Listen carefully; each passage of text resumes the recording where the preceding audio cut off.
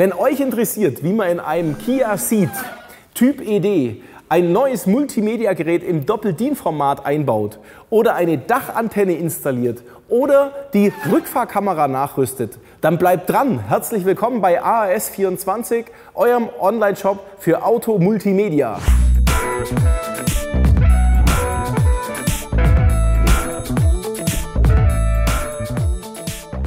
Wir werden euch in den nächsten Minuten zeigen, wie man diese ganze Multimedia-Einheit deinstalliert, um so ein geiles Doppel-DIN-Gerät zu installieren, wie man an den USB-Anschluss unten dran kommt und den entsprechend mit umrüstet. Wir zeigen euch, wie man diese Shark 3 Wegeantenne, also für DAB, für UKW und für GPS, nachrüstet und die Kabel bis zum Radioschacht verlegt, damit es richtig gut funktioniert. Und wir werden euch zeigen, wie man die Rückfahrkamera in die Heckklappe installiert und die ganzen Kabel verlegt.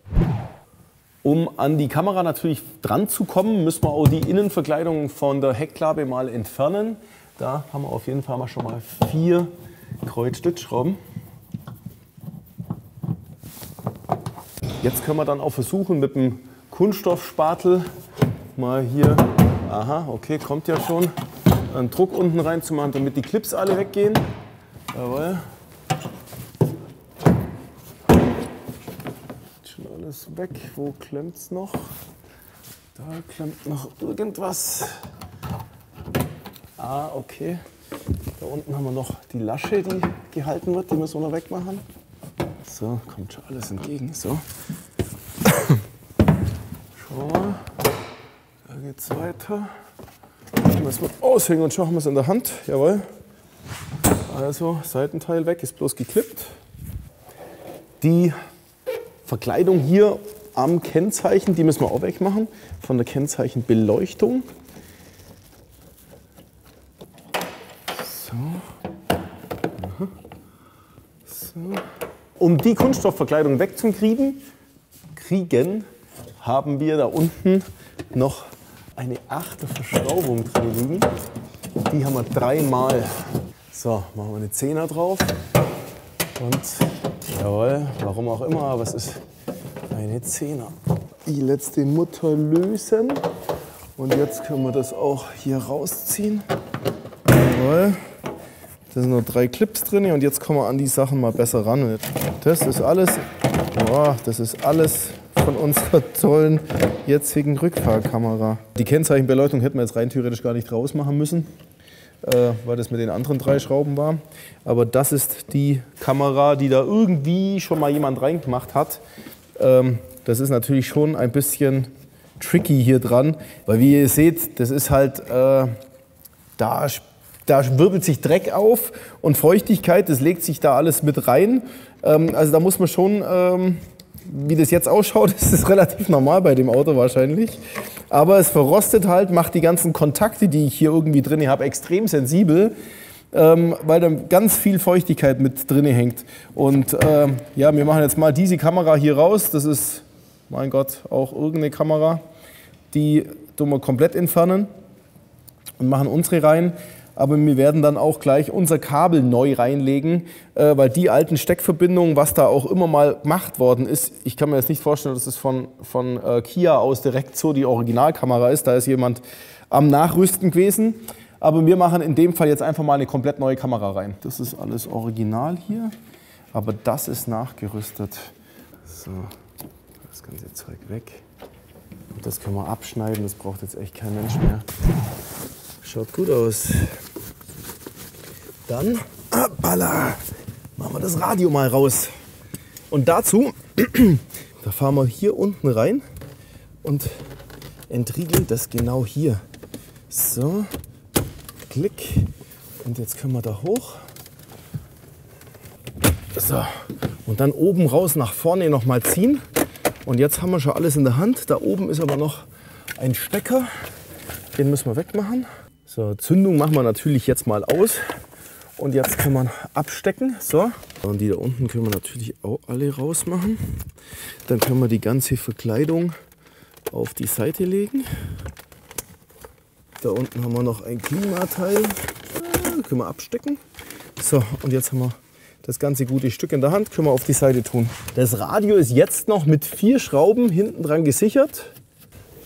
Zweimal, passt auf bei den Schrauben wegmachen, damit die nicht irgendwo hinten runterfliegen. Ganz schwierig, die wiederzufinden. So, und dann ziehen wir mal das Autoradio raus und schließen da auch alles ab, was wir finden.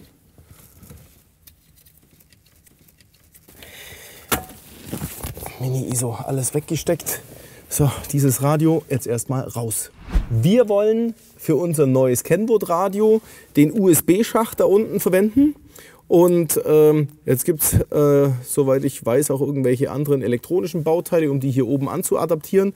Ich zeige euch, wie man das macht, damit man das originale USB-Kabel einfach bis da runter bringt. Das ist nämlich bei dem Fahrzeug kein Riesenakt. Das geht folgendermaßen. So, hier können wir es aufhebeln, da ist es geklippt. So, können wir das erste Teil schon mal auf die Seite legen. Und jetzt haben wir hier ringsrum 6 Schrauben, da fangen wir einfach mal an, alle zu lösen. Hier ist es angeklippt, mal ganz hochziehen. Und jetzt verbergen sich hier drunter nochmal 2 Schrauben. Und jetzt können wir das Ganze hier hochnehmen, entklippen und zu uns mal herziehen. Und jetzt können wir das alles hier durchmachen. So, und haben das ganze gute Stück mal in der Hand und kommen jetzt von hinten auch an unser USB-Modul dran. So, einmal, da ist noch ein Widerhaken wahrscheinlich. So, zweimal. Und jetzt haben wir alles in der Hand. So schaut's aus. Und jetzt schauen wir weiter, wie wir damit umgehen. Von hinten kann man jetzt ganz problemlos die Verriegelung lösen, um das Ganze nach vorne rauszuziehen. So, und jetzt haben wir hier nur noch unser Loch und eine USB-Platte. Mit dem USB-Modul machen wir kurz einen Prozess. Wir machen die vordere Blende weg, nehmen mal alles raus, was wir hier haben. Das kann man nämlich jetzt alles entfernen.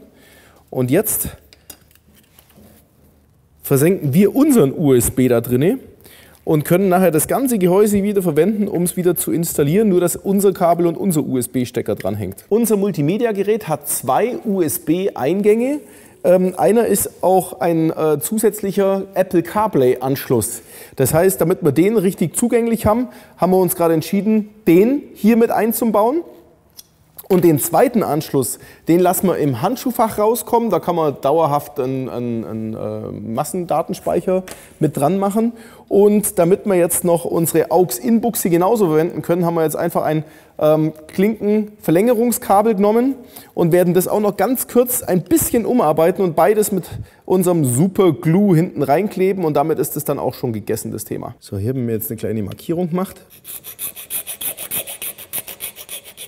So, und jetzt gehen wir bis unserer Markierung, schleife ich oder feile ich das jetzt ab, damit das Loch ein bisschen größer wird, damit ein USB-Stick auch optimal da durchgeht. So kommt der Stecker nachher. Ja, und jetzt kann man problemlos hier ein- und ausstecken. Jetzt machen wir noch die AUX-Verbindung hier rein. Für unseren 3,5er Klinke. Das ist aber auch ein bisschen größer, das Loch, deswegen bohren wir es auf 8 mm. 8 mm. So, und das bohren wir jetzt auf. Ganz vorsichtig, jawohl. So, auf 8 mm aufgebohrt. Haben wir jetzt auch unsere Klinkenbuchse drin, die wir jetzt ebenfalls mit dem USB-Stecker von hinten ankleben. Jetzt können wir alles wieder zusammenbauen und unsere Kabel durchführen. Und jetzt stecken wir alles wieder zusammen. Unseren neuen USB-Anschluss können wir jetzt von vorne wieder zusammen installieren in die alte Fassung. So, einmal lesbar nach unten, das war's schon. Jetzt ist er drin und jetzt bauen wir alles wieder rein und ziehen natürlich unser Kabel gleich direkt nach oben.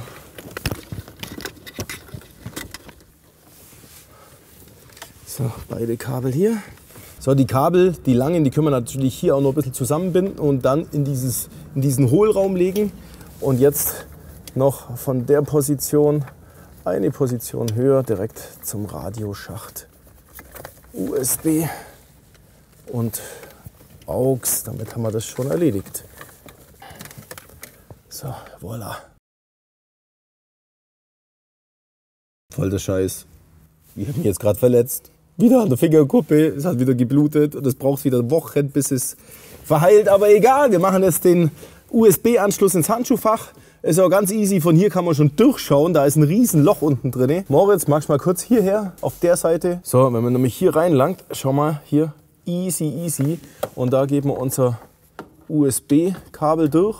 Handschuhfach ein bisschen zu, wieder auf und schon haben wir es drin. Und jetzt mache ich das hier bloß an der Seite mit dem Kabelbinder fest und das war's. Wir haben hier unsere zwei alten Antennenanschlüsse. Die blaue ist GPS-Antenne für das Navi, aber für das alte Navi. Wir nehmen die neue GPS-Maus, die bei unserem Kenwood-Gerät mit dabei liegt. Und das ist die Adaption auf einen UKW-Anschluss, den wir jetzt hier mit unserem Adapter. Den Adapter, den findet ihr im Videobeschreibungstext unten nochmal mit dabei, auf den normalen UKW-Anschluss. Und ja, und wir müssen aber jetzt trotzdem noch ein neues Antennenkabel legen, und zwar zu unserer neuen DAB-fähigen Antenne, die wir aufs Dach drauf montieren. Und ja, an der Stelle geht es jetzt weiter mit der DAB-Dachantenne, die dann auch UKW mitmacht. Und mit dem Verlegen der Rückfahrkamera. Wir finden in diesem Kia einmal diesen blauen Antennenanschluss, der ist für GPS original und der hier ist für UKW original. Wir gehen jetzt mal hier mit unserem Adapter drauf, den wir für die Kias extra haben, damit wir einen normalen Antennenanschluss für UKW bekommen. Den werden wir gar nicht mehr verwenden, weil wir machen jetzt in dem Fall eine GPS-fähige und eine UKW-fähige und eine eben DAB-fähige Antenne drauf, weil wir ein Autoradio einbauen mit DAB+. Das heißt, original haben wir hier einfach noch kein DAB-Signal, was wir verarbeiten können. Und insofern hat sich der Kunde gleich mit entschieden, machen wir doch kleine Shark-Antenne aufs Dach drauf, die alles drei mitmacht. Ansonsten würde ich jetzt diesen GPS-Anschluss trotzdem nicht verwenden, weil das Kenwood-Gerät hat eine GPS-Antenne mit im Lieferumfang mit dabei, eine GPS-Maus, die man hier unten drunter irgendwo mitmontieren könnte, die einfach nach oben kein Metall mehr haben darf. Und insofern auch die Möglichkeit wäre, aber damit wir es wirklich perfekt haben, haben wir hier gleich die drei verschiedenen Empfangsarten von unserer Shark-Antenne genutzt und bauen die jetzt ein. Und zusätzlich legen wir natürlich hier an der Stelle auch gleich unser Kabel für die neue Rückfahrkamera mit dazu. Vorne am Radio haben wir jetzt alles abgesteckt, das heißt, wir sind hier auch garantiert mal stromlos. Und jetzt wollen wir das Kabel mal abzwicken, den alten Krampf, den können wir wegmachen. Und da ziehen wir jetzt dann unser neues Kabel durch diese Gummimuffe. So, wenn wir es abgeschnitten haben, dann können wir das alte Kabel hier rausziehen. Und da werden wir das neue Kabel wieder mit reinziehen mit der Muffe. Die Kamera kleben wir jetzt mal ein. Hier, das Kenwood liest man in dem Fall, weil es oben sein muss. Und jetzt richten wir das gleich aus. So, dann müssen wir mal schauen, von unten passt das alles. So, ja, das ist eigentlich gar nicht mal so schlecht. Können wir das jetzt von oben festmachen. Jawohl. So. Und den fixieren wir erstmal.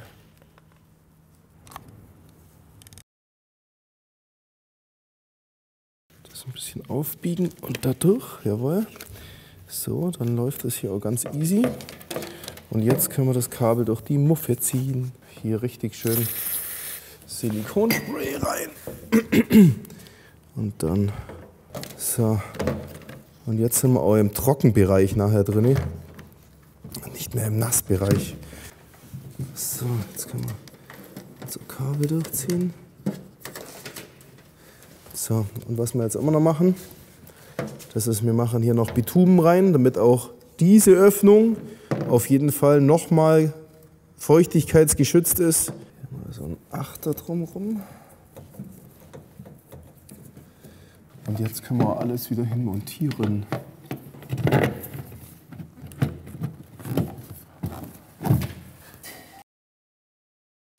So, und die schaut euch jetzt aus wie eine Originalkamera, aber es ist unsere Kenwood CMOS 230. Jetzt müssen wir unser Rückfahrkamerakabel das jetzt im Trockenbereich liegt, sozusagen hier anstecken. Jetzt müssen wir aber einen Weg finden, wie wir hier über unsere Ziehharmonika, über die Gummilippe, über einen Weg nach vorne zum Autoradio finden. So, machen wir das weg wie auf der anderen Seite. Und da haben wir jetzt noch 2 Schrauben drin. Einmal rechts. Einmal.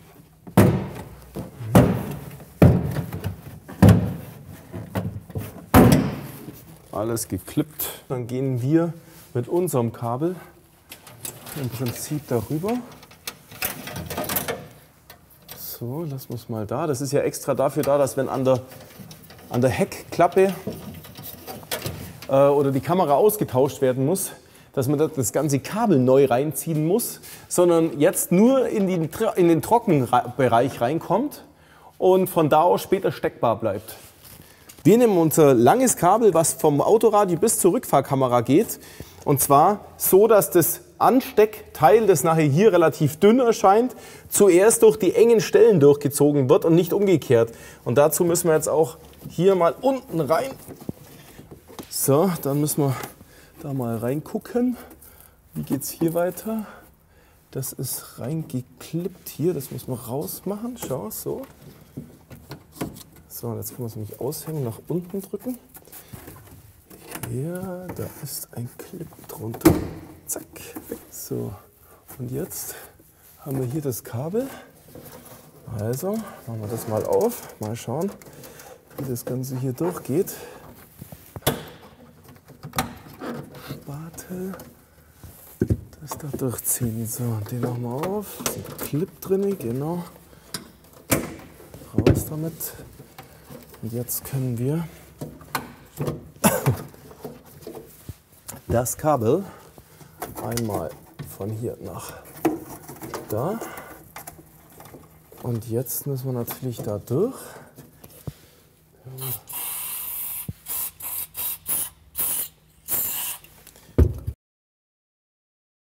So, da haben wir ihn. So, das machen wir lang genug, dass es jetzt bis ganz oben hin langt. Wie lang muss es sein? Das muss bis da rüber, da durch, da hoch. Machen wir es noch ein bisschen länger. Das war's. Und dann machen wir es mal überall fest. Wir machen es nicht an der Spritzdüsenleitung fest, sondern fahren darüber und fahren da hoch. Langt uns das dann von der Länge her noch? Ja, langt. Okay. Und dann machen wir es fest.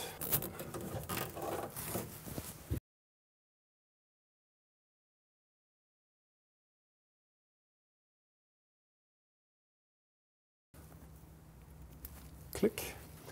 Und jetzt können wir alles zusammen. Passt das hier? Das spielt doch eigentlich keine Rolle, oder? Können wir hier nochmal festmachen.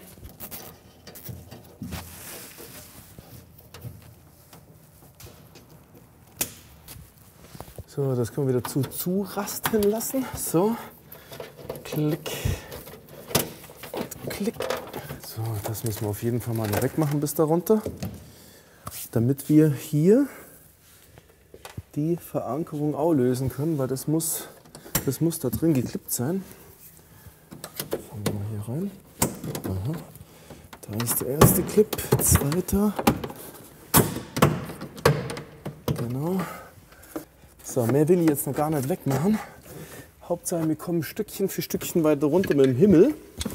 Damit wir unser Antennenkabel da auch verlegen können. Gut. Okay. So, haben wir den gehabt. Da ist noch ein Clip. Und da war noch ein Clip. So, da kommt eine Verkleidung und da ist noch eine Schraube drunter. Eine 10er Nuss ist es. So, der Rest ist dann geklippt wieder. Okay, da klemmen wir was dazwischen, dass das die Spannung hält und uns die erlaubt, den Himmel zumindest so weit abzulassen. Yeah! So, und das auf der anderen Seite auch noch. Jetzt können wir den Himmel so weit wie möglich nach unten tun, ohne ihn zu knicken. Wir werden ihn schon ein bisschen knicken, aber je weniger wir die knicken müssen, umso besser. Und jetzt gehen wir unten rein und machen die Schraube auf. Da kommt jetzt die Kamera leider ganz schlecht hin, weil es echt auch knapp zugeht. Andersrum aufmachen, so geht sie auf. So, jetzt habe ich sie schon aufschrauben. Jawohl. Jawohl. Die Schraube unten gelöst, kann man die Antenne nach oben rausziehen. So, und dann stellen wir fest, dass bei Kia halt irgendwie an Stecker gespart wird, weil das ist nicht zum Stecken. Da gibt es keine Steckverbindung. So, deswegen machen wir sie weg. Wir legen nämlich alle Kabel neu rein. So, wir können jetzt normalerweise das Kabel hier durchziehen. So. Und die hier, da ist dieses Viereck, das in das Viereck reinpasst. So. Dann haben wir nämlich die Richtung auch schon. Jetzt brauchen wir es von unten bloß noch festmachen. Aber ein Tipp von mir, wir machen die Kabel, wo wir nach vorne ziehen, die lassen wir hier rauskommen, stecken sie hier oben zusammen und machen sie dann wieder rein. Weil das Stück zwischen hier und Einfädeln unten drin ist, so unkommod ist, dass es so rum, denke ich mal, besser zu machen ist. Und dann haben wir noch unser viertes Kabel, das Stromversorgungskabel. Die machen wir jetzt mal alle erstmal unten durch und schließen sie oben an und dann machen wir die Kabel auch gleich zusammen.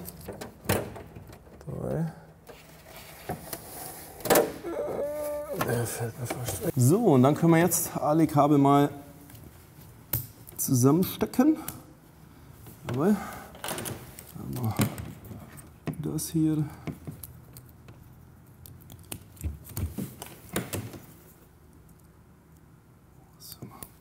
So. Und DAB. So, jetzt haben wir alle beieinander. Jetzt machen wir die auch ein bisschen zusammen. Ja gut. So, die Schraube können wir nämlich jetzt so drauf machen, dass das Kabel nicht durch die Schraube durchgeht oder durch die Mutter, sondern an der Seite ist es extra so ausgespart, dass das jetzt so festgezogen wird von unten.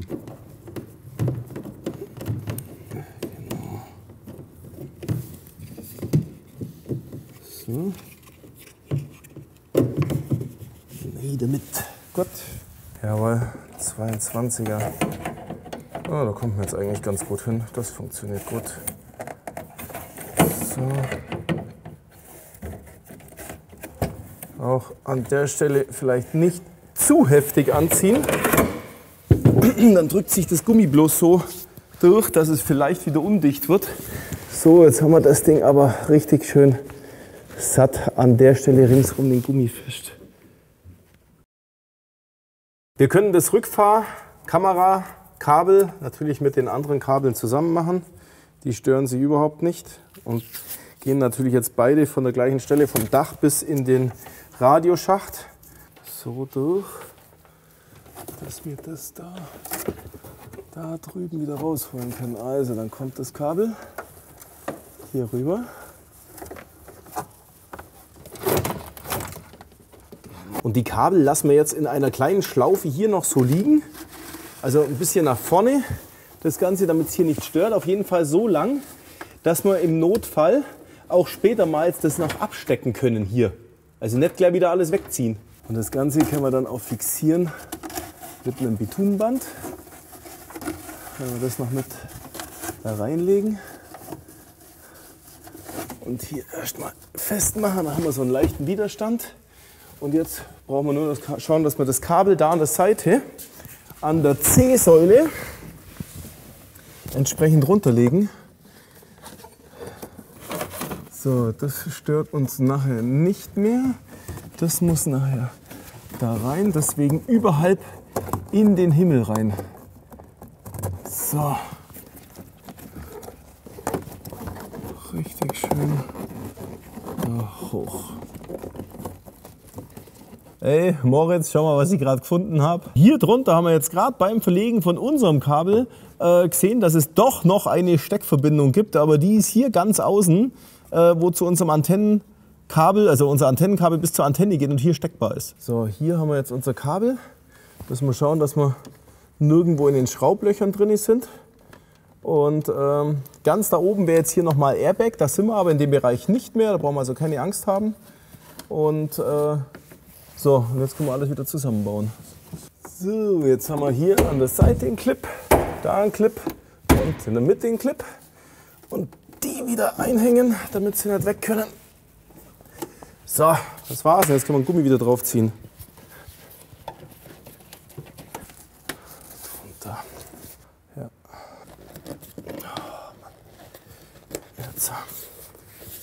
Jetzt haben wir unsere Kabel hier schon mal gar nicht so unweit entfernt vom Radio. Jetzt schauen wir halt mal, wie wir die Kabel weiterkriegen. Da ist keine Schraube, also ist es ein Clip. So.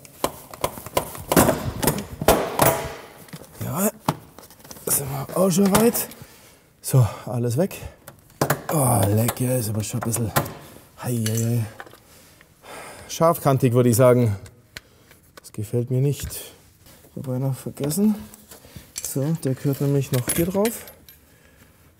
Wenn wir es nachher wieder reinmachen, wollen wir es ja komplett haben.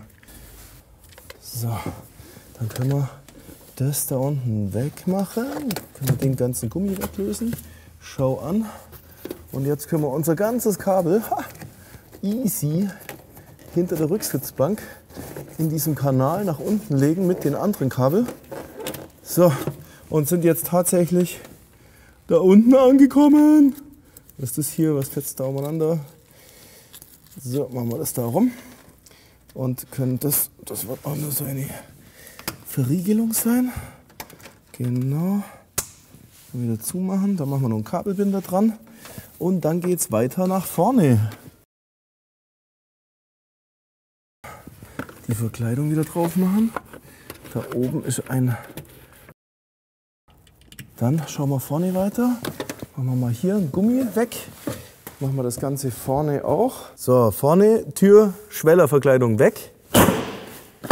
Hört sich echt übel an, aber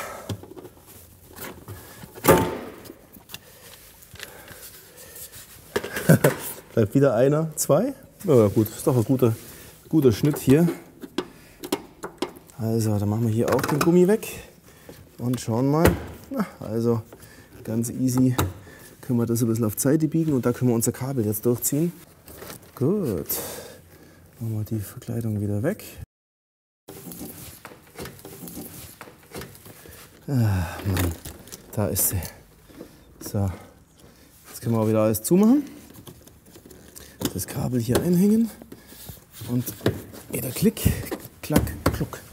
So, durch die erste Schelle, durch die zweite Schelle geht's durch den Schillerwald. So, da können wir jetzt den auch wieder hoch machen. Was finden wir denn hier noch alles? Das ist alles gar nichts. Da können wir hinten rein und Klick, Klick machen. So. Ah, da oben war noch eine Kunststoffschraube. Ja, genau. Okay. Und die halt auch noch weg. Und haben alles in der Hand. So ist das. Und jetzt können wir das Kabel schon bis da hochlegen.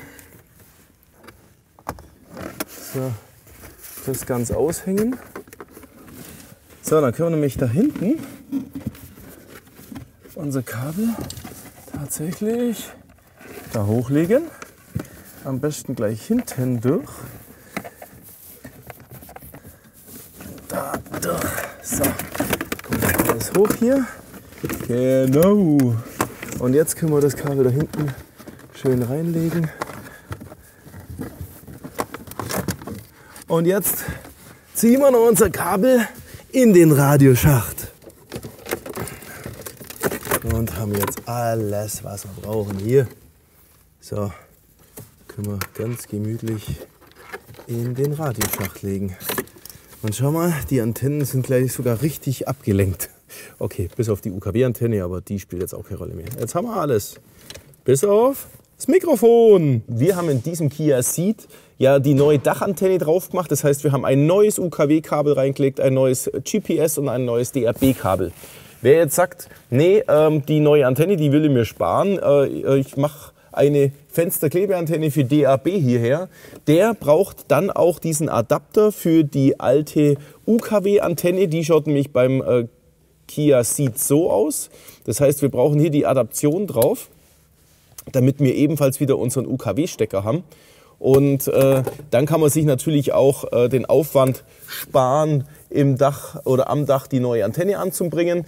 Wobei jetzt mit der neuen Antenne natürlich die Empfangsqualität ganz, ganz hervorragend ist. Aber wer sagt, nö, der Aufwand ist mir zu viel, gibt es die Alternative. Und derjenige, der legt dann natürlich auch die GPS-Maus, falls man ein Navigationsgerät einbaut. Der benutzt die GPS-Maus, die im Lieferumfang mit dabei liegt und schaut, dass er die hier irgendwo installieren kann, wo kein Blech mehr nach oben kommt, sondern irgendwo unten drunter im Armaturenbrett drin. So viel der Hinweis zur Adaption für Antennen im Kia Ceed. Das Reverse-Signal, damit wenn der Rückwärtsgang eingelegt wird, die Kamera dann umschaltet automatisch.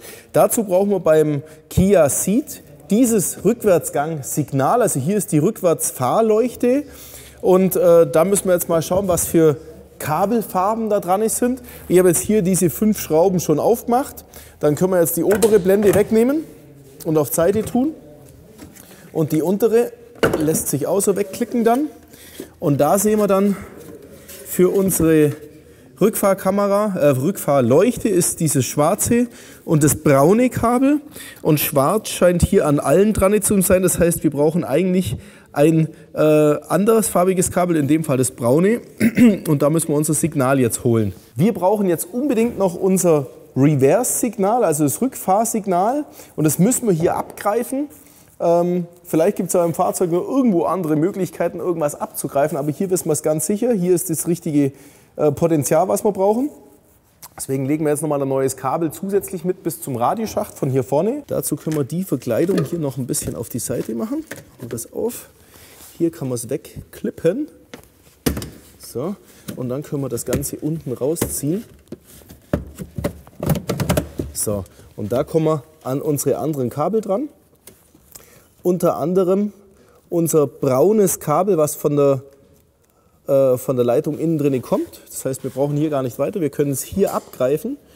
Und das braune geht auf das rot-blaue. Und da haben wir auch eine gute Möglichkeit, hier uns einfach drauf zu adaptieren. Okay, jetzt können wir unseren Stromdieb. Wir haben uns jetzt entschlossen, für die Kamera einen Stromdieb zu nehmen, weil das kann man dann auch nachmachen. Hier haben wir einen Anschlag drin und hier können wir direkt drauf gehen. Das heißt, jetzt machen wir erstmal das Kabel hier drauf. So, dass es hier in der Führung drin ist. Nehmen das Kabel mit dazu und dann wird das Ganze einmal gequetscht. So, damit bohrt sich jetzt dieses Metallstückchen hier rein. Und jetzt habe ich beide. Und jetzt bin ich auf unserem Reverse-Signal drauf. So, Rückwärtsgang rein und 12 Volt gegen massig messen. Fertig. Was wir jetzt noch machen müssen, damit die Installation aller Kabel mal erledigt ist, ist noch unser Bluetooth-Mikrofon installieren. Das kommt jetzt hier mit vorne dran. Wie wir das genau machen, zeige ich euch gleich. Und dazu müssen wir jetzt auch mal die A-Säulenverkleidung wegmachen. Auch wenn hier Airbag jetzt dran steht. Wir können das hier mal auseinanderbauen. So, vorsichtig. Bis da runter die A-Säule frei machen. Und jetzt können wir hier an der Seite reinfahren. Da ist schon alles geklippt. Und raus damit. Und jetzt sehen wir hier den Airbag. Wer sich da nicht rantraut, der soll es einfach lassen. Soll zum nächsten Fachhändler gehen. Aber das ist jetzt nur der Airbag-Sack da dran. Das heißt, der Airbag selber, das Explosionsmaterial, das ist da an der Stelle gar nicht zu sehen. Wir sehen hier auch, das ist das Originalkabel von der Antenne, das ursprünglich mal drin war. Wir haben das ja außer Kraft gesetzt, weil wir das Antennenkabel jetzt unten rum verlegt haben, nicht am Himmel. Und wir machen jetzt unser Mikrofonkabel hier rein, damit wir den Bereich hier gar nicht mit berühren, sondern wir gehen hier mit auf die Originalkabel drauf. Also ich meine, da wird sich Kia das schon so gedacht haben, dass alles in Ordnung ist. Der Explosionssack, der geht ja auch in die Richtung auf. Das heißt, wenn ich jetzt auf der Richtung bleibe und das Kabel hier sauber runterverlegt, dann passiert auch nichts. Wenn wir das Kabel jetzt hier an der A-Säule hochlegen und bis daher, dann müssen wir jetzt auch mal kurz diese Beleuchtungseinheit rausmachen. Das sind 2 Schrauben unter dem Brillen-Etui-Fach. Und dann können wir das Ganze hier rausnehmen und mal abstecken. Und jetzt müssen wir schauen, wie wir das Mikrofon hier reinmachen. Jetzt, wenn wir hier durchlangen, dann können wir auch hier easy den Himmel ein bisschen nach unten biegen und die Vorrichtung für das Mikrofon hier reinmachen. Und ihr seht schon, das ist jetzt ein bisschen locker. Das würde mir so nicht gefallen.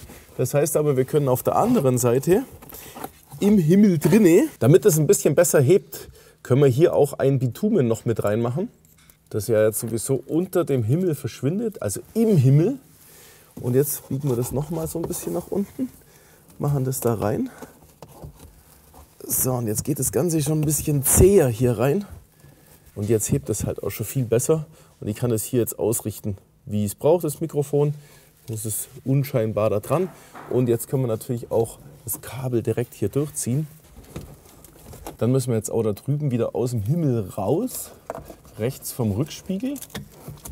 Hier das Mikrofonkabel noch mit festhaften, damit das hier in der Ecke liegen bleibt und auch ein bisschen Luft bleibt, ohne dass, wenn ich das jetzt hier rumziehe, weil jetzt muss ich nämlich hier rüber und muss unter die Kante rein, um dass ich das hier oben rumziehen kann. So, und jetzt liegt es oberhalb dieser Kante und kann auch nirgendwo mehr runterfallen, sondern liegt sauber hier oben drin. Jetzt können wir unser Mikrofonkabel natürlich mit an die Originalkabel mit dran machen. Also wir sind ganz weit entfernt von irgendwelchen Airbag-Gegebenheiten.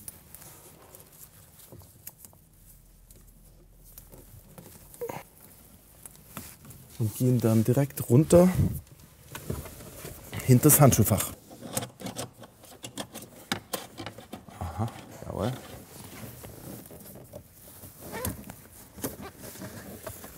So, da habe ich ein Durchzugsband.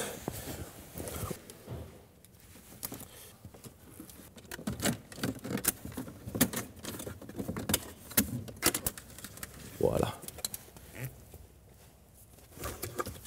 So, können wir alles nachziehen.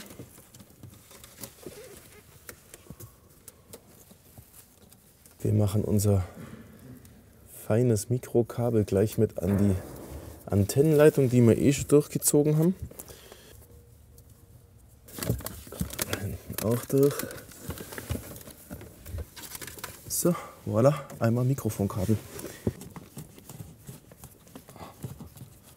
So. Das Handschuhfach muss man hier wieder einhängen. Das ist sozusagen der Softlifter und der Begrenzer auch. Ja? Und dann kann man das Ganze wieder hier USB-Kabel her. So, das war's. Jetzt schon läuft alles wieder. Dann gehen wir doch noch mal im Schnelldurchgang durch, was wir jetzt alles für Kabel verlegt haben, was wir jetzt im Radioschacht haben, weil es ist eigentlich gar nicht mal so arg aufwendig und so kompliziert, weil die zwei fallen schon mal komplett weg. Das waren unsere alten Kabel für GPS und für UKW-Empfang. Also die können wir gänzlich auf die Seite räumen. Dann haben wir USB für unten drin, USB im Handschuhfach, AUX-In-Anschluss, das ist der andere hier unten dran. Den können wir jetzt auch mal auf die Seite tun. So, dann haben wir unsere ursprünglichen alten Anschlüsse. Da kommt gleich unser CAN-Bus-Interface mit drauf. Und jetzt haben wir eigentlich nur noch unser neues Bundle, was wir hier alles haben. Und zwar unser neues UKW-Kabel. Das sind DAB und GPS. Dann haben wir die schwarze Leitung und die rote sind unsere Stromversorgung für die Rückfahrkamera. Das ist das Signal der Rückfahrkamera, wo wir geholt haben vom Rücklicht. Und der kleine hier, das ist noch die Verbindung bis zur Antenne hoch, unser Remote-Anschluss, damit die Elektronik funktioniert. Und den müssen wir mit dem Remote vom Autoradio verbinden. Das ist in dem Fall unser blaues Kabel. Und weil das Rückfahrsignal für den Radio, damit es entsprechend umschaltet, das gleiche Plus führt wie für unsere Kamera, können wir die zusammen auf einen Pin drauf machen und können das gesamt verquetschen. Am Autoradio kommt noch ein grünes Kabel raus, also so ein hellgrünes. Das ist für die Parking Brake, also dass die Funktionen wie DVD gucken und so weiter während der Fahrt eigentlich nicht möglich ist, solange das nicht auf Parking Brake, also auf Masse gelegt wird. Damit wir das umgehen, dass die Funktionen auch alle da sind, können wir auch die Parking Brake direkt auf Masse hier direkt drauflöten, weil es genau die gleiche Funktion, nur eben ohne die Handbremse dann anzuschließen. So, das Teil hier ist das CAN Bus Interface für den Kia Ceed Typ ED mit dem Mini-ISO-Anschluss und dem ISO-Anschluss. Der generiert uns jetzt die Zündung und macht natürlich Lenkradfernbedienung hier mit, damit das alles wieder hier über die Lenkradtasten funktioniert. Den können wir jetzt mal anstecken. Hier direkt auf den ISO-Anschluss drauf, also auf den Mini-ISO. Klick. So, dann haben wir hier die Lautsprecher und die Stromversorgung. Das war dann die Stromversorgung und die Lautsprecher. So, und jetzt hängen hier noch ein paar Kabel rum, die sind relativ uninteressant. Das wäre noch Speedpuls, den brauchen wir alles gar nicht. Die können wir wegbinden und auf die Seite tun. Damit bleibt jetzt bloß noch das Kabel übrig, das blaue hier aus dem Interface. Das wird mit dem blau-gelben Kabel, das nennt sich Steering Wheel Control oder Remote Cont. Da steht Steering Wheel Remote Input drauf. Miteinander verbunden. Da habe ich jetzt bloß so einen Quetschverbinder dran gemacht und habe das bereits drin. Wir haben unser Rückwärtsgangsignal, das ist jetzt noch ein bisschen zu lang, das machen wir kürzer und verbinden das praktisch mit unserem Rückwärtsgangsignal hier. Machen wir es so lang. So.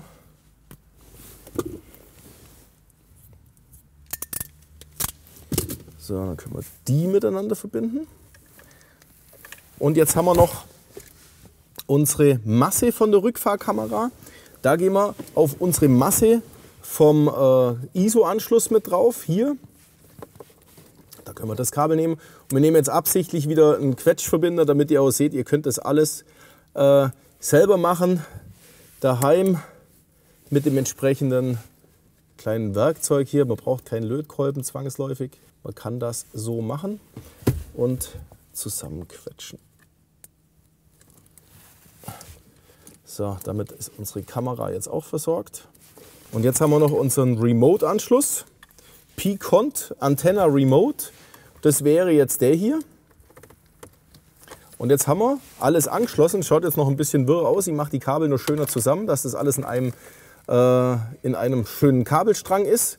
Aber das ganze andere brauchen wir jetzt eigentlich nicht mehr. Jetzt haben wir die Kabel alle ein bisschen besser zusammengebunden. Jetzt schaut es ja gar nicht mehr so wild aus, oder?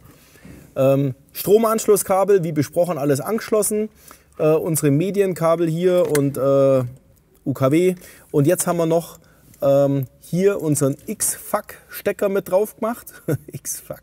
Ja, den tue ich euch in den Videobeschreibungstext noch mit reinmachen, weil das ist unser GPS-Signal von unserer GPS-Antenne, weil unser Kenwood einen anderen Anschluss hat.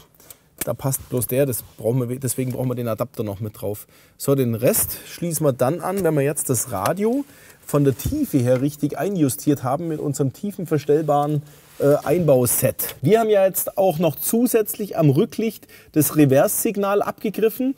Das ist ja das weiße Kabel, was wir mit reingelegt haben, damit wir wissen, das Auto fährt jetzt rückwärts. Das haben wir deswegen extra so gemacht, weil wir auch gerne den Leuten zeigen, die keine Rückfahrkamera drin haben, wie sie das Ganze anschließen müssen. Diejenigen, die schon eine Rückfahrkamera drin haben, wie das Auto hier eigentlich auch hatte, wäre dieses Kabel, das ist jetzt in dem Fall schwarz-rot oder rot-schwarz, an dieser Pin-Belegung. Das ist genau das gleiche Kabel. Das könnte man jetzt auch verwenden, aber wir bleiben hier beim weißen Kabel, damit wir das einfach mal komplett durchziehen. So. Der Montagerahmen von unserem Kia Ceed Einbaurahmen ist bereits soweit vorgefertigt. Den müssen wir jetzt hier reinlegen, dass wir das alles mal, die Kabel müssen wir alle mal hier durchziehen, soweit es geht, dass wir das hier alles mal fest verschrauben können. So. So, und jetzt können wir das auch anschließen. Wir haben eine Rückfahrkamera, wir haben ein GPS-Signal, dann haben wir natürlich unseren Hauptanschlussblock, der hier. Dann haben wir zwei USB-Anschlüsse, wieder farblich beieinander. Da müssen wir den Deckel hier rausmachen. So, einmal.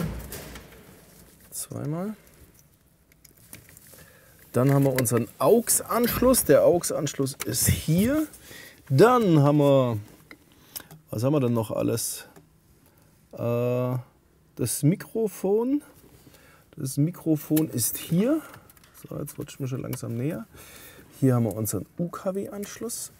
So, die Kabel brauchen wir nicht. Das wäre jetzt noch Dashcam-In und Video-Output für externe Signale. Und dann haben wir noch unseren DAB-Anschluss. Der versteckt sich da dran. So, jetzt hätten wir alles angeschlossen und jetzt müssen wir halt schauen, die Kabel schön nach hinten rein. Gut verstauen. Okay. So. Okay, müssen wir schon hinten ein bisschen noch die Kabel auf die Seite räumen, dass die weg sind. Und wir müssen jetzt die Tiefe von unserer Blende justieren, um zu sehen, wie müssen wir diese Seitenblatt-Verriegelungshebel anschrauben, damit es in der richtigen Position dann stehen bleibt und sich verriegelt. Schauen wir einfach mal. Das müsste jetzt, wo haben wir denn? Hier die zwei Teile. Das müsste so passen. Wir müssen es einfach mal ausprobieren und alles zusammenbauen, ob wir die richtige Tiefe erwischt haben. So, fest. Jetzt müssen wir das Ganze mal reinschieben. Schön vorsichtig. Hallo, warum? Ah, jetzt, da geht er drüber. So, klick, klick.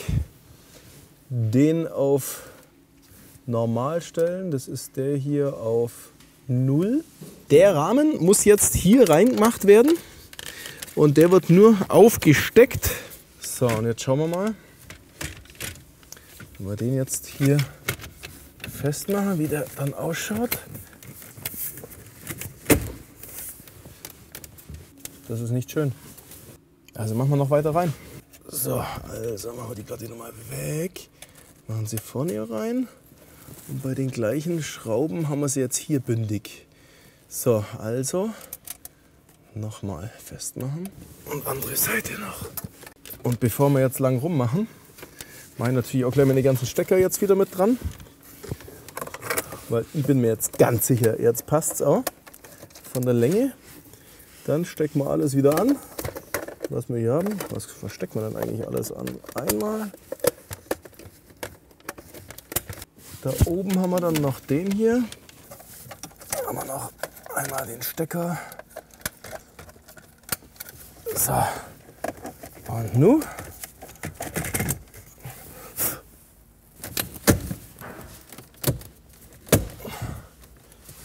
Voila. Und geil, oder? Geil oder geil?